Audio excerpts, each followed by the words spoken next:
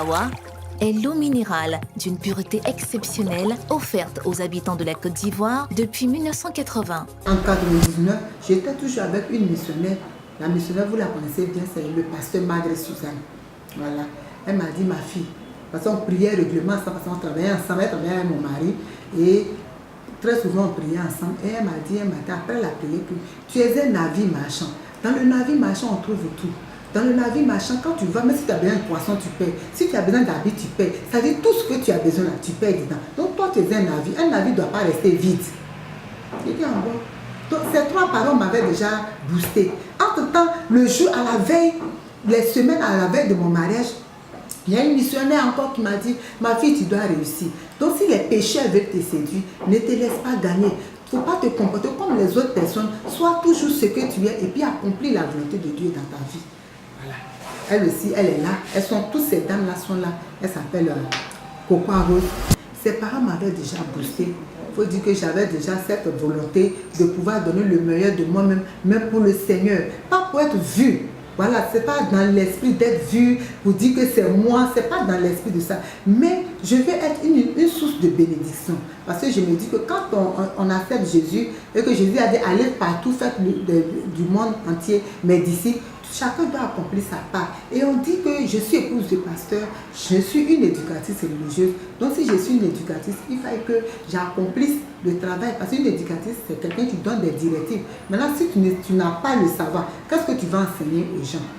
Alors que dans les églises, c'est nous qui encadrons les jeunes filles, les femmes. Maintenant, si je n'ai pas la connaissance, c'est comme ça que j'ai commencé à me former. Voilà. Et j'ai commencé d'abord sur les NT, l'informatique, pour pouvoir maîtriser l'outil informatique. C'était des nouvelles choses qui arrivaient. J'avais les dactylos, mais on dit que maintenant c'est informatique. Il faut que je me mette à la page.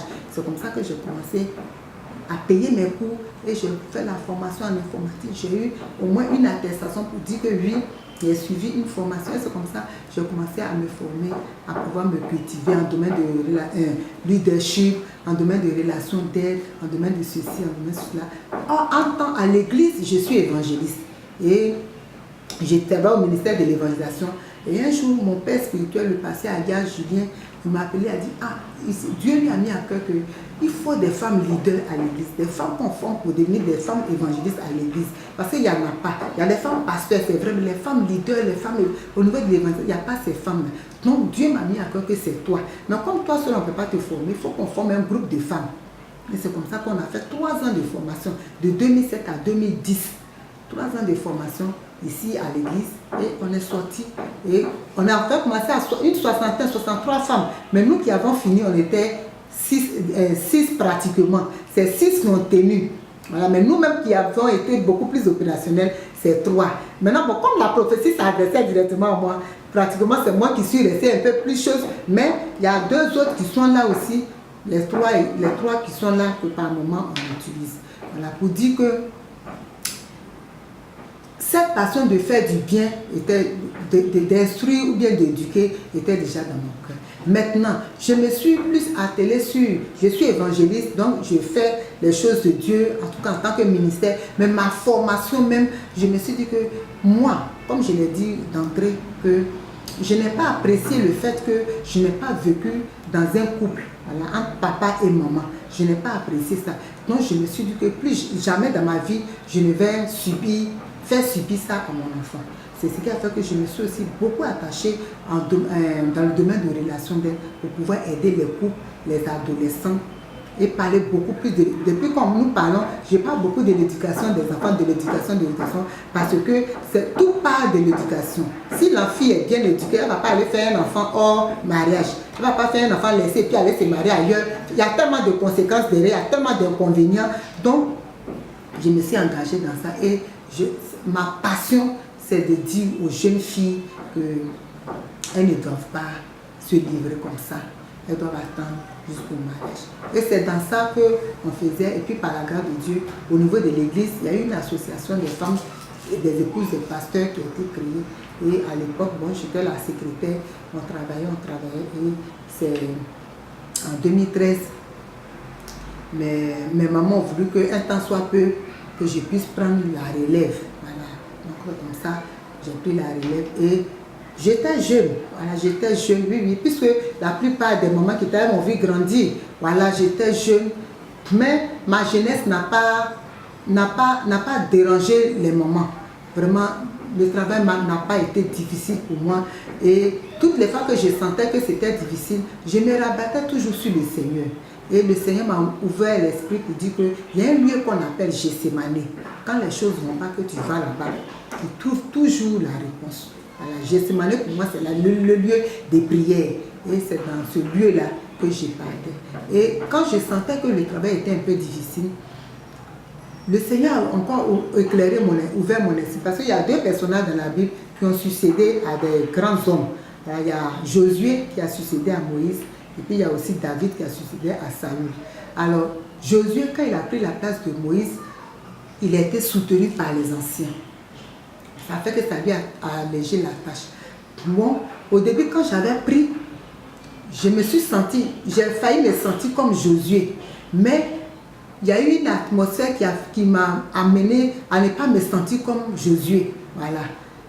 Le travail m'a été facile, mais je n'ai pas voulu me comporter comme quelqu'un qui était comme Josué. Autrement, le Seigneur m'a amené à être comme David. David qui comptait plus sur le Seigneur.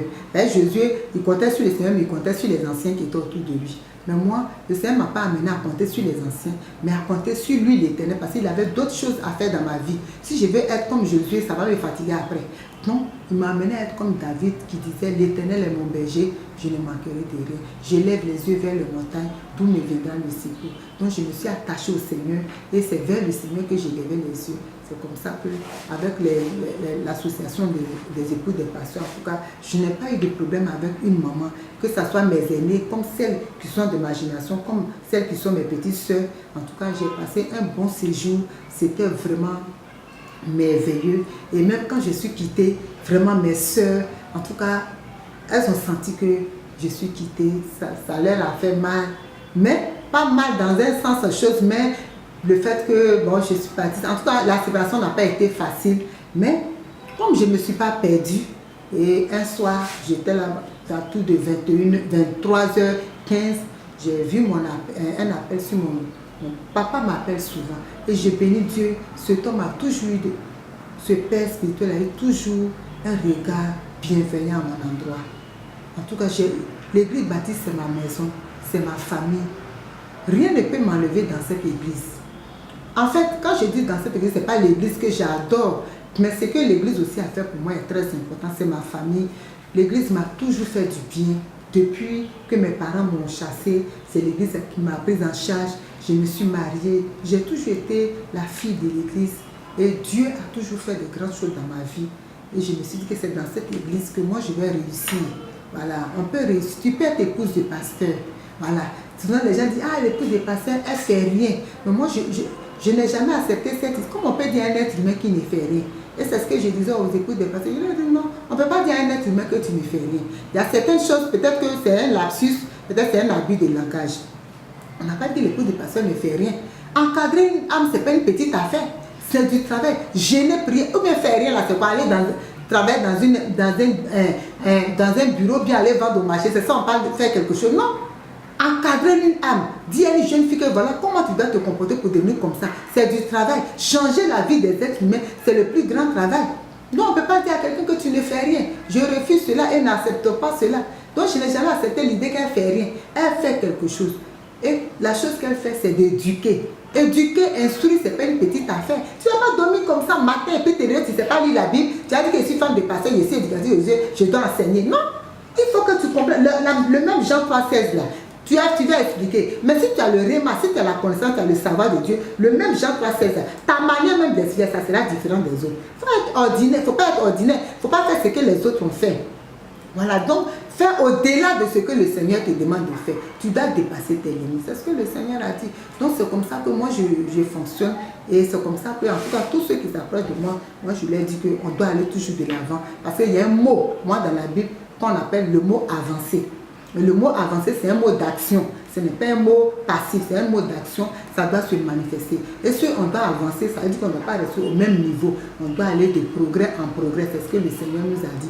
Travailler de mieux en mieux. Donc si on doit aller de mieux en mieux, il y a de nouvelles connaissances qui s'ajoutent. Voilà.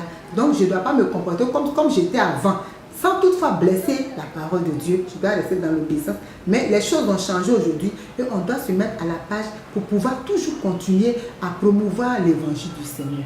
Alors j'ai béni vraiment Dieu, comme je le disais. Mon Père spirituel, il a vraiment toujours eu confiance en moi. J'ai toujours été honorée vraiment à l'église baptiste par mes pères et particulièrement par mon père spirituel, le prophète Yaël Robert, par son épouse, ses enfants qui m'aiment beaucoup, vraiment. Ma grande sœur Sympathie, Nicole, tous ces choses, ils ont beaucoup de respect et beaucoup d'amour pour moi. Et un soir, en 2016, j'étais là à 23h15. Avant ça, papa même m'appelle souvent, même quand il voyage, il m'appelle. Mon mari même me dit, toi tu es comment? Et puis même papa, il voyage, il va t'appeler, il va te donner certains sujets. Toi tu es bien d'église là.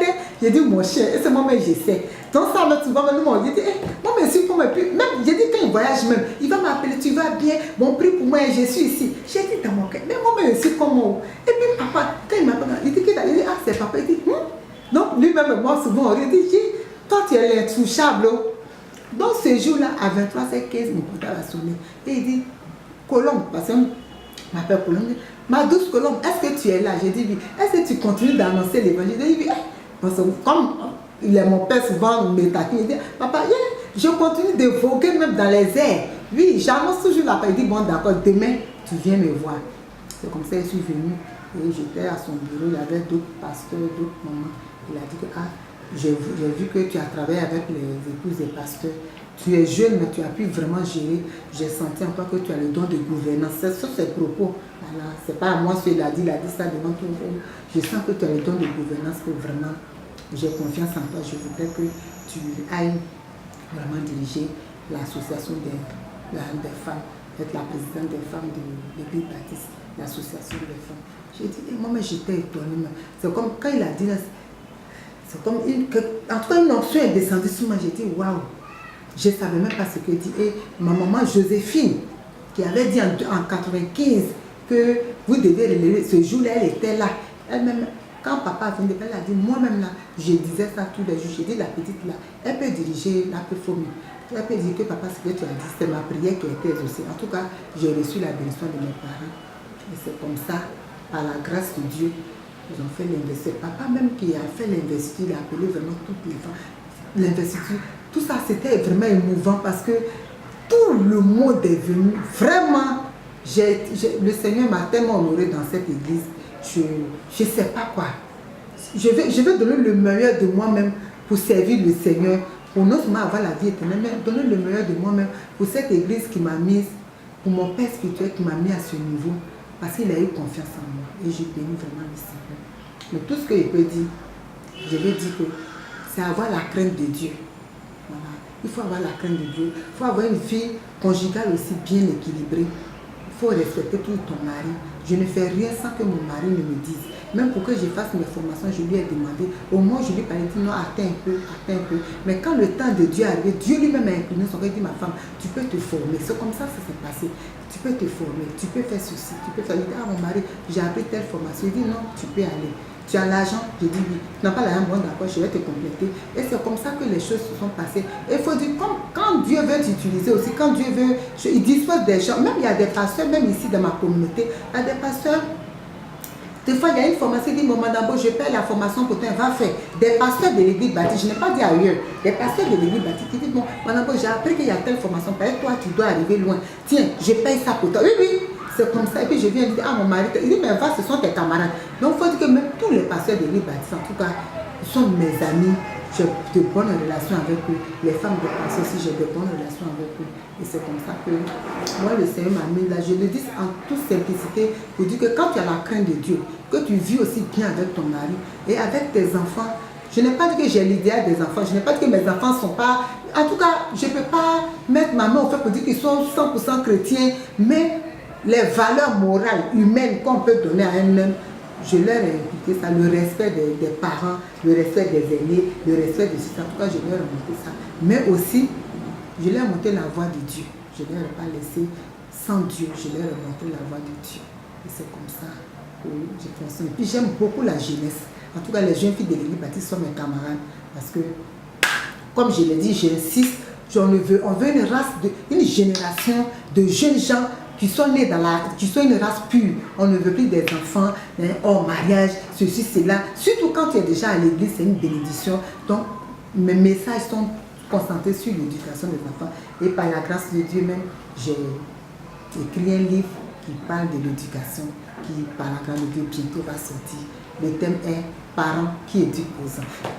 Doux, absorbant, résistant, exigez toujours Lotus le vrai.